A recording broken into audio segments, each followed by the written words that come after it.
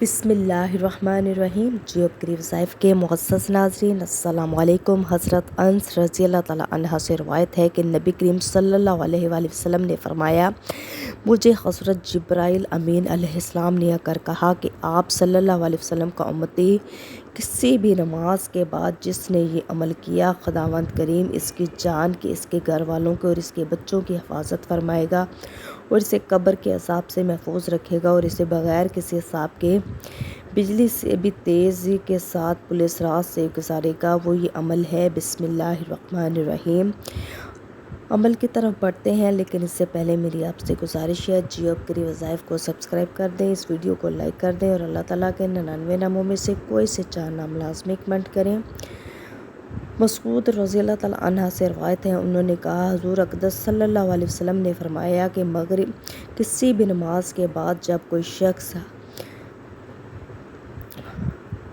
سورہ کوثر اپنے سینے پر ہاتھ رکھ کر پڑھتا ہے تو اس کی اللہ پاک بخشش عطا فرما دیتے ہیں، اس کے تمام بگڑے ہوئے کام سنوار دیتے ہیں۔ اللہ پاک اس کی اور اس کے اولاد کی، اس کے گھر والوں کی اور اس کے گھر بار کی اللہ پاک حفاظت فرما دیتے ہیں۔ اس کے بگڑے ہوئے کام ہیں وہ سنور جاتے ہیں، زوال عروج میں بدلتا وہ خود دیکھے گا۔ محترم ناظرین کرام، آج کا عمل ہے انتہائی آسان عمل ہے، سورہ کوثر کا عمل ہے جو آپ نے کرنا ہے۔ کسی بھی نماز کے بعد آپ اگر یہ عمل کریں گے، آپ کی جو بھی حاجت ہے، جو بھی مراد ہے، جو بھی مقصد ہے جائز، جس کو آپ پانے کے لیے کریں گے، انشاءاللہ تعالیٰ آپ کے تمام بگڑے ہوئے کام سنور جائیں گے۔ کرنا آپ نے یہ ہے کہ 5 وقت کی نماز آپ نے ادا کرنی ہے اور کوشش کرنی ہے 5 وقت کی نماز کے بعد ہی آپ نے یہ عمل کرنا ہے۔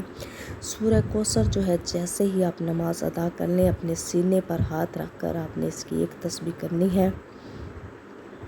انشاءاللہ تعالیٰ اس عمل کی برکت سے آپ کا سویا ہوا مقدر نصیب جاگ جائے گا۔ آپ نے یہ عمل ہے اس وقت تک جاری رکھنا ہے جب تک آپ اپنے مقصد میں، اپنے کام میں کامیاب نہیں ہو جاتے۔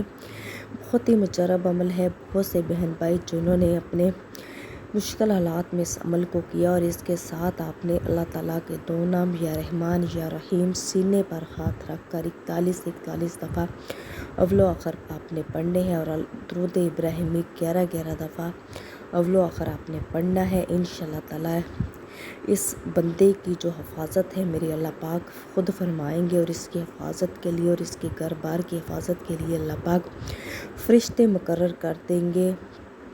فرشتے اس کے گھر کی اور اس کی اولاد کی حفاظت کریں گے۔ اس کی جتنی بھی حاجتیں مرادیں ہیں وہ پوری ہو جائیں گی۔ وہ اپنی آنکھوں سے اپنی سوئی ہوئی قسمت جاگتا دیکھے گا۔ انہوں نے یہ بھی فرمایا کہ آپ صلی اللہ علیہ وسلم نے مثال دی، جیسے ایک سردار نے لوگوں کو اپنے کھانے اور پینے کی طرف بلایا، جن لوگوں نے اس کی دعوت قبول کی تو اس کا کھانا کھایا اور اس کی سبیل سے پانی پیا، جس نے اس کی دعوت قبول نہ کی اس نے عذاب پایا۔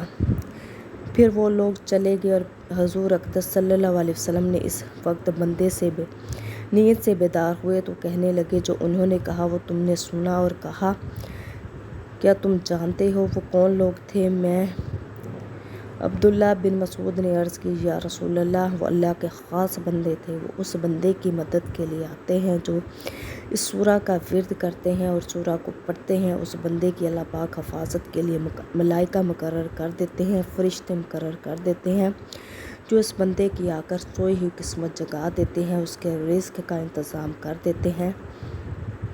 لہٰذا آپ کا مقصد کتنا بھی بڑا ہو، آپ کی حاجت ہے کتنی بھی کٹھن ہو، آپ نے اللہ کے ذات پر یقین کرتے ہوئے یہ عمل کرنا ہے۔ یہ سورہ ہے جنت کے خزانوں میں سے ایک خزانہ ہے۔ جس کسی نے بھی اس عمل کو کیا ہے وہ جنت میں انشاءاللہ تعالیٰ داخل ہوگا۔ اس کی جتنی بھی حاجتیں مرادیں ہیں اللہ پاک پوری کر دیں گے۔ بہت ہی آسان عمل ہے، سورہ کوثر کا عمل ہے۔ کسی بھی نماز کے بعد آپ نے اس کو پڑھنا ہے۔